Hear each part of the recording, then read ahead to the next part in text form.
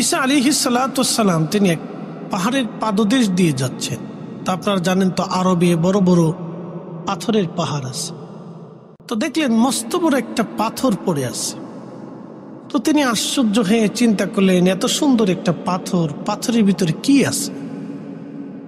তো তিনি পাথরের মধ্যে কি আছে আল্লাহকে বলেন, রাব্বি এত সুন্দর পাথর, সাদা মার্বেল পাথর, চকচকে সাদা, পাথরের মধ্যে কি আছে? বলে, ঈসা তুমি কি দেখতে চাও? বলে, হ্যাঁ রাব দেখতে চাই। বলে, তাহলে তুমি তোমার হাতের লাঠি দিয়ে পাথরে আঘাত করো। তো আঘাত করার সাথে সাথে পাথর দ্বিখণ্ডিতে বিভক্ত হলো। ঈসা আলাইহিস সালাম লক্ষ্য করলেন পাথরের ভিতরে একজন আল্লাহর বান্দা সবুজ একটা লাঠির উপরে ভর করে দাঁড়িয়ে আল্লাহ জিকির করতেছে। এটা আশ্চর্য না? আশ্চর্য। ঈসা নবী জিজ্ঞেস করলেন, হে বান্দা তুমি কি করো? বলে, আমি আল্লাহ জিকির করি। কত বছর? বলে, 400 বছর ধরে। বলে, খাও কি? বলে, ওই পাথরের ভিতরে একটা আল্লাহ আঙ্গুর গাছ লাগাইছে, ওই আঙ্গুর খেয়ে খেয়ে আমি বেঁচে আছি। হযরত ঈসা নবী জিজ্ঞেস করলেন, হে বান্দা কত বছর তুমি এখানে আসো? আল্লাহর বান্দা ডাক দিয়ে বলে, হুজুর 400 বছর ধরে আমি আল্লাহ জিকির করি। বলে, তুমি খাও কি? পাথরের ভিতরে আল্লাহ আঙ্গুর গাছ লাগাইছেন, আমার আল্লাহ 400 বছর ধরে আঙ্গুর খাওয়াইয়া খাওয়াইয়া আল্লাহ জীবিত রাখছে। যেই মালিক 400 বছর ধরে পাথরের ভিতরে আল্লাহর বান্দারে খাওয়াইয়া জীবিত রাখিয়া খোদার ইবাদত করাইতে পারে, সেই রব আমাদেরকে ওইভাবে খাবার খাওয়ান, আমাদের রিজিকের ফয়সালা উনি করান। আল্লাহর সিদ্ধান্তের বাহিরে এক দানা ভাতও খেতে পারবো না। কত ধনী হসপিটালে পড়ে আছে, আল্লাহর সিদ্ধান্তের বাহিরে এক দানা ভাতও বেশি জোটে না। আম্মা জান খাদিজাতুল কুবরা অনেক বিরাট বড় একটা ব্যবসা তিনি মক্কা থেকে সিরিয়াতে পাঠাবেন, কিন্তু কার নেতৃত্বে পাঠাবেন চিন্তায় পড়ে গেলেন। এত বড় একটা ব্যবসা, কিন্তু বিশ্বস্ত একজন লোক দরকার। সারা মক্কায় ছড়িয়ে গেল মুহাম্মদ সাল্লাল্লাহু আলাইহি ওয়াসাল্লাম আল আমিন, আমার নবীর নাম ছড়িয়ে গেল, তিনি বিশ্বস্ত সারা মক্কায়। খাদিজার মনে মনে টার্গেট হলো তাকে ডাকা দরকার। এদিকে নবীজির চাচা আবু তালিব বললেন, ভাতিজারে সন্তান আমার, তুমি তো জানো আমরা অভাব অনটনের মধ্যে পড়ে গেছি, তুমি যদি কিছু কাজ কারবার করতে পারো তাহলে আমাদের জন্য উপকার হয়। কারণ ভাতিজাকে তিনি সন্তানের মতো আদর করতেন, কোলে পিঠে করে নিয়ে ঘুরে বেড়াইতেন, চোখের সামনে থেকে কখনো ভাতিজাকে সরাইতেন না। একটা কথা মনে রাখবেন, ভাতিজা সন্তানের মতো, চাচারা বাবার মতো। ভাতিজা সন্তানের মতো, চাচারা বাবার মতো। এই জন্য আমাদের কিছু কিছু অঞ্চলে দেখবেন বড় চাচিরে বড় আম্মা কয়, মেজো চাচিরে মেজো আম্মা কয়, বড় চাচারে বড় আব্বা কয়, মেজো চাচারে মেজো আব্বা কয়। ঠিক আছে না? এরকম হইলে কিন্তু বালা, এরকম হইলে কি বালা, তাহলে সংসারে ঝামেলা হয় না। সংসারে কি হয় না? ঝামেলা হয় না। চাচিরা যদি ভাতিজাদেরকে সন্তানের নজরে দেখে তাহলে আর ঝগড়া ফসাদ হয় না। আর যদি সন্তানের নজর উঠে যায় তখন এই যুদ্ধ বিগ্রহ লেগে যায়, ফানাফানি গুতাগুতি কিলিকিলি ফানাফানি লেগে যায়। হযরত আল্লাহর নবীর চাচা আবু তালিব ভাতিজাকে সন্তানের মতো স্নেহের নজরে সবসময় দেখতেন, কখনো চোখের আড়াল হতেন না, আড়াল করতেন না, নিজের সাথে সাথে রাখতেন। তো বললেন, ভাতিজারে সন্তান আমার, তুমি চলে যাও সিরিয়াতে, শুনছি খাদিজা অনেক বড় ব্যবসা পাঠাইতে চায়, তা আমি চাই তুমি যদি খাদিজার ব্যবসাটা দেখো তাহলে আমি কি প্রস্তাব নিয়ে যাব। আল্লাহর নবী বললেন, চাচা যান অপেক্ষা করেন, তিনি আমাদের কাছে প্রস্তাব পাঠাবে, তিনি আমাদের কাছে প্রস্তাব পাঠাবে। ঠিকই তাই, খাদিজা প্রস্তাব পাঠাইলেন, নবীজির চাচা আল্লাহর নবীকে নিয়ে গেলেন। নবীজির চাচা আবু তালিব ভিতরে কথাবার্তা বলতে লাগলেন। কথাবার্তা কমপ্লিট হয়ে গেল। বিরাট বড় ব্যবসা আম্মাজান খাদিজা নবীজির উপরে বুঝাই দিলেন। খাদিজা রাদিয়াল্লাহু আনহার একজন দাসী ছিল, দাস ছিল। সেই দাসটাকে নবীজির দায়িত্ব দিয়ে বললেন, আপনি নিয়ে যাবেন, আপনার খেদমত করবে, দেখাশোনা করবে, আপনাকে সাহায্য করবে। সেই দাসকে নিয়ে নবীজি ব্যবসার উদ্দেশ্যে সিরিয়ার পানে রওনা করলেন। কোন বর্ণনা আসে তিনি ইয়ামানে ব্যবসায় গেলেন, তবে সঠিক মতামত তিনি সিরিয়াতে গেলেন। সিরিয়াতে যাওয়ার পরে ওই দাস লক্ষ্য করলেন তিনি একটা জায়গা বসে আছেন আর তার মাথার উপরে মেঘমালা ছায়া দিতেছে। সারা পথ যত পথ যায় ওই দাস লক্ষ্য করলো আকাশের মেঘ শুধু ছায়া দিতে থাকে। একসাথে বলবেন আল্লাহু আকবার। বনের যত পশুগণ ভক্তি করতই দুই চরণ, মেঘমালা ছায়া দিত গায় গো নবীজি, কোন সাধনে পাইব তোমায়, কোন সাধনে দেখিব তোমায় গো নবীজি, আপনাকে দেখিবার মনে চায়। দাস লক্ষ্য করে শুধু মেঘমালা ছায়া দেয়। সিরিয়াতে যাওয়ার পরে তিনি বসে আছেন, এমন সময় এক ইহুদি এক খ্রিস্টান পাদ্রী আসছে, ধর্মযাজক আসছে, তাওরাত জবুর ইনজিলে পারদর্শী আলেম। এসে দাসে ডাক দে বলল, হে দাস, তুমি কি তারে চিনো? বলে হ্যাঁ চিনি, তিনি কুরাইশ বংশের মক্কার সম্ভ্রান্ত পরিবারের বনি হাশেমের সন্তান। বলতেছে, শোনো, আমি শুধু বনি হাশেমের সন্তান দেখি না, তিনি কিন্তু আখেরি নবী। দাস তো অত কিছু বুঝে নাই, তিনি কিন্তু আখেরি নবী আমি বলে দিলাম। আল্লাহর নবী ব্যবসা বাণিজ্য করে বিরাট লাভবান হয়ে রওনা হলেন পণ্য সামগ্রী নিয়ে মক্কায়। যত পথ আসে আকাশের মেঘ নবীকে ছায়া দিতে থাকে।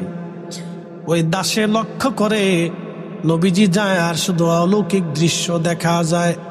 গাছেরা নোয়ায় যায়, নোয়ায় পড়ে, গাছেরা সমস্ত ডালপালা দিয়ে নোয়ায় পড়ে, আকাশের মেঘমালা ছায়া দেয়, পশু পাখিরা নবীকে সে সালাম দেয়। জোরে বলা যাবে কি আল্লাহু আকবার।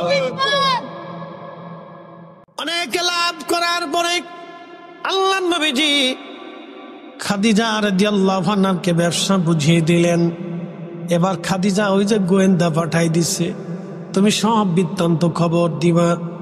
খাদিজার কাছে ওই দাসে ডাক দে বললেন, মনিব আমার, আপনি যেই লোকটাকে ব্যবসার জন্য পাঠাইছেন এই লোকটা সাধারণ কোনো লোক না। বলে কেমন? যত রাস্তায় গেছি আর আইছি লক্ষ্য করছি আকাশে মেঘমালা তারে ছায়া দেয়। সিরিয়াতে ব্যবসা করতে গেছি, এক ধর্মযাজক আমাকে পরিচয় দিতে বললেন। আমি বললাম তিনি মক্কার অধিবাসী বনু হাশিমের সন্তান। তিনি আমাকে ডাক দিয়ে বললেন, তিনি শুধু বনু হাশিমের সন্তান না, তিনি হলেন আখিরি নবী, ইনি পৃথিবীর শেষ নবী। জগৎ জুড়া তার সম্মান সুখ্যাতি তাম পৃথিবীতে ছড়িয়ে যাবে। মনিব তিনি কিন্তু সাধারণ কোন লোক না। তাম জীবনে যত ব্যবসা করছেন এই বছরের মতো এত বরকত হয় নাই। তিনি অনেক বড় বরকতওয়ালা ব্যক্তি। আম্মাজান খাদিজার রাত বুঝার বাকি নাই, তিনি খুবই বিচক্ষণ, শিক্ষিতা এবং বুদ্ধিমতী নারী ছিলেন। সাথে সাথে তিনি চিন্তা করলেন, তাহলে এই যুবকের খেদমতে বাকি জীবন আমাকে কাটাইতে হবে।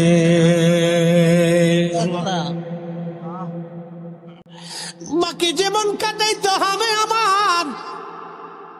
তিনি আত্মীয় স্বজনদেরকে ডাকলেন, ডেকে বললেন, আমার আব্বাজানের কাছ থেকে খাদিজা বিনতে খুয়াইলিদ, তার বাবার নাম ছিল খুয়াইলিদ, বা আমার আব্বার কাছ থেকে অনুমতি নিতে হবে। কিন্তু তার আব্বা তো অনুমতি দিতে চায় না। একবার অনুমতি দিছে, আবার না করে ফেলছে, পরে আবার বোঝাই সুজাই অনুমতি নিলেন। অনুমতি নেওয়ার পরে আল্লাহ আম্মাজান খাদিজাতুল কুবরা আল্লাহর নবীর কাছে প্রস্তাবনা পাঠাইলেন। নবী বললেন, আমি তো একা না, আমার মুরব্বী আছে, আমার চাচা। আমার চাচা যান সিদ্ধান্ত না দিলে আমি কোনো সিদ্ধান্ত দিতে পারি না। একবার জোরে বলা যাবে কে মারহাবা। মুরব্বী মানা নবীর সুন্নত। যারা মুরব্বী মানে না বলতো তারা নবী মানে না, ঠিক কিনা? রসুলের সুন্নত অস্বীকার করে।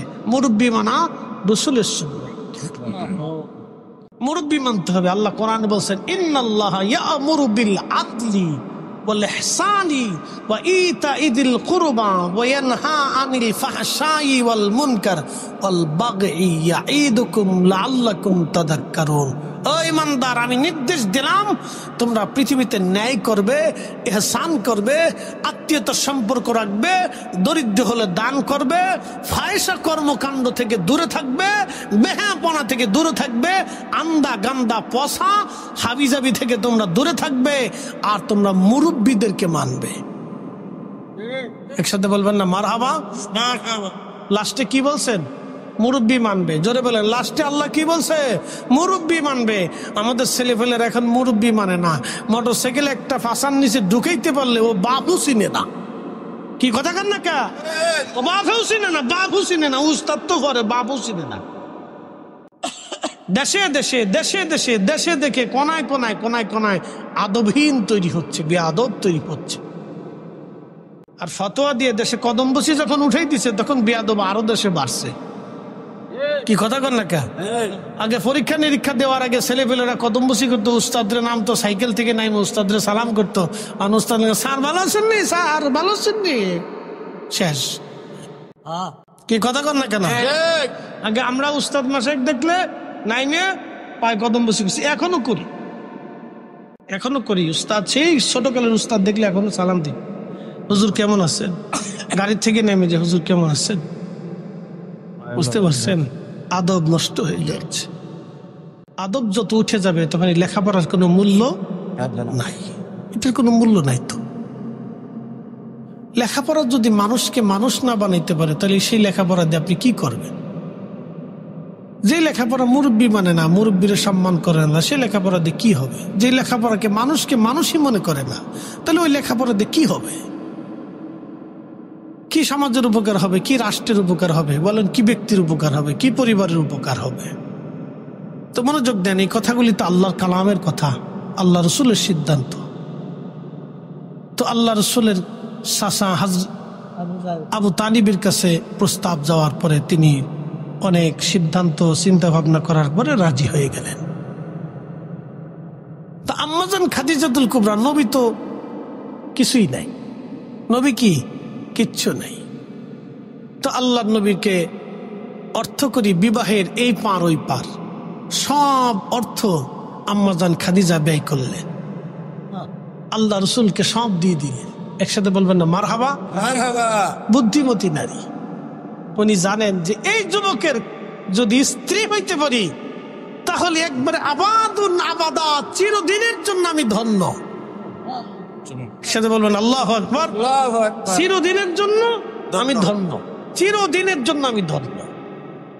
তো বিবাহের সমস্ত খরচ আম্মাজান নিজে দিলেন, সব দিয়ে দিলেন। দিন তারিখ নির্দিষ্ট হলো, বিয়ে হয়ে গেল। কিছুদিন পরে মক্কার কাফেররা কয়, খাদিজা কাজ করছো? বলে কি কাজ? বলে তোমার স্বামী গরিব, তুমি ধনী, তোমার সাথে কি আব্দুল্লাহর বেটা মোহাম্মদের মিল হলো? তুমি মক্কার সবচেয়ে বড় ধনী ধনাঢ্য ব্যক্তি, একটা দরিদ্র ছেলে বিবাহ করলা, মক্কায় কি আর ছেলে পেলে নাই? আম্মাজান চিন্তা করলেন, এই মক্কার এই নেতা ফেতাদেরকে একটু বোঝানোর দরকার।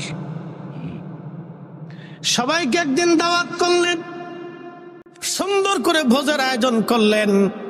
ভোজের আয়োজন করার পরে আম্মাজান সবাইকে বসাইলেন, খাবার দিলেন, বললেন খাবার খাবে। ঠিক এমন সময় বললেন, হে মক্কার অধিপতিরা, আমি আপনাদেরকে দুটি প্রশ্ন করব, সেই জন্য ডেকে আনছি। খাবার একটু পরে খাবেন, সবার জন্য খাবার রেডি, আপনারা আমার মেহমান। আপনারা তো আপত্তি করেছেন আমার চাইতে আমার স্বামী দুর্বল হয়ে গেছে, আমি তেমন ভালো কোনো পরিবারে আমি বিবাহ করতে পারি নাই। তাহলে আপনারা বলেন আমার স্বামী মুহাম্মাদের মতো এমন চরিত্রবান ছেলে মক্কা নগরে কি আর কেউ আসেনি? একসাথে বলবেন আল্লাহু আকবার। সবাই কয় না, তা তো নাই। কে বললেন তাহলে আমি জিতছি, আমার স্বামী আমার থেকে উত্তম। একসাথে বলবেন মারহাবা। দেখেন রসুলকে, নবীর সম্মানকে সে কিভাবে বুলন্দ করতে, স্বামীকে মাথার উপরে তাজ বানানোর জন্য সবাইকে ডাকছে, শোনো কাফেররা, মক্কার অধিপতিরা, বলো আমার স্বামী কুরাইশ বংশ, কুরাইশের চেয়ে কি বড় বংশ আরবে আছে, পৃথিবীতে আছে? সবাইকে না, তাই না। কুরাইশের মধ্যে বনু হাসিমের চেয়ে বড় বংশ, সুন্দর বংশ আর কোন বংশ আছে? সবাইকে না, তাও নাই। তাহলে বংশ থেকেও আমার স্বামী শ্রেষ্ঠ, গোত্র থেকেও আমার স্বামী শ্রেষ্ঠ, চরিত্রের ক্ষেত্রেও আমার স্বামী শ্রেষ্ঠ। তিনি আল আমিন। আমার স্বামী কোন দিক থেকে ছোট বলো তো? বলতেছে তুমি ধনী তাই গরিব, তুমি ধনী আর মোহাম্মদ গরিব। বলতেছে হে মক্কাবাসী, তাহলে শোনো, আজ থেকে আমার সমস্ত সম্পদ, আস্থাবর ইস্তাবর যা কিছু আছে আমি আমার স্বামীকে সব দিয়ে দিন। তাহলে বলো মক্কা নগরে আমার স্বামীর চাইতে আর কেউ ধনী আছে? সবাই মাথা নত করে আছে, কয় না, আর কেউ তো ধনী নাই। আম্মাজান খাদিজা আগে নবী চিনেছে, কারণ যাকে মেঘে ছায়া দেয় সে তো আখিরি নবী। ওনার স্ত্রী হতে পারলে জীবন বড় ধন্য ধন্য ধন্য। জোরে বলা যাবে কি মারহাবা। ওরে এই সমস্ত মুজিজা দেখা হযরত খাদিজা, ওরে এই সমস্ত মুজিজা দেখা হযরত খাদিজা, জীবন যৌবন সপিল আপনায় গো নবীজি, কোন সাধনে পাইব তোমায় আমি, কোন সাধনে পাইব তোমায় গো নবীজি, আপনাকে দেখিবার মনে চায়। সাহাবীরা আগে নবী চিনছে, ঠিক কিনা? আগে কি চিনছে? নবী চিনছে। নবী সূত্র সহজ, কঠিন যারা করছে তাদের কপাল মন্দ। আজকে ওরা কারা বুকে হাত বেঁধে নামাজ পড়ে, আমার বাংলাদেশে তারা দিন দিন করে বাড়তেছে। আহা, যে হাদিসে হোক, কোন ব্যক্তি যদি বলে আমি হাদিস মানি, তাহলে বলে সে কি বলতে পারে রসুলের আব্বা আম্মা কাফের ছিল? আপনি একটু চিন্তা করেন তো। তারা বলে রসুলের আব্বা আম্মা কাফের ছিল, তারা দুইজন জাহান্নামে চলে গেছে। কি মনে করেন রসুলকে কি আল্লাহ কোন কাফেরের পেট দিয়ে দুনিয়াতে আনছে? কোন কাফের রেহেম দিয়ে নবী আল্লাহ তার রসুলকে দুনিয়াতে আনছে? কোন কাফের মাধ্যম দিয়ে আল্লাহ তার রসুলকে পৃথিবীতে আনছে? আহা, আপনাকে বুঝতে হবে কি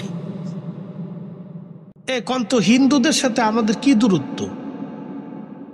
তারা মানুষ, আমরা মানুষ। তারা বেগুন খায়, আমরা বেগুন খাই।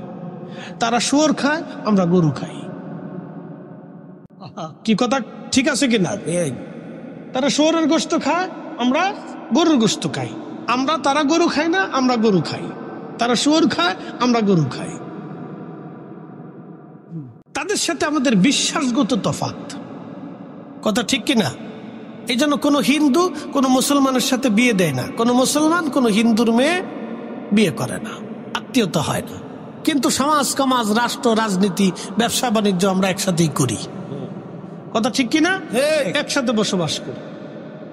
সমাজ টমাজ হচ্ছে আপনার এই কি বলে রাজনীতি হচ্ছে, ব্যবসা বাণিজ্য আমরা একসাথে করতেছি, কিন্তু বিশ্বাসগত তাদের সাথে আমাদের তফাৎ। তো কোন ব্যক্তি যদি বিশ্বাস করে যে আল্লাহর নবীর আব্বা আম্মা জাহান্নামী, তার সাথে তো আমাদের সুন্নিদের আতাত হইতে পারে না। কি কথা কর না কেন?